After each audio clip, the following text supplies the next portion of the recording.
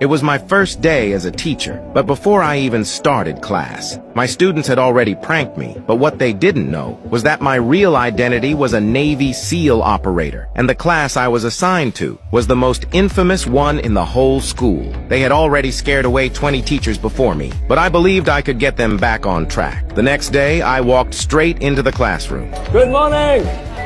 This time, the students seemed a bit calmer, but during class, they still ignored me completely. Some were eating, some were sleeping, and some were even playing video games. I introduced myself first, but no one cared. They thought I was just as weak as the teachers before me, but what they didn't know was that I had prepared a surprise for them. I picked up a rubber band and a piece of chalk from the desk. In an instant, all of them were soaked, while I stood under an umbrella with a satisfied smile. 各位同學, welcome to my class!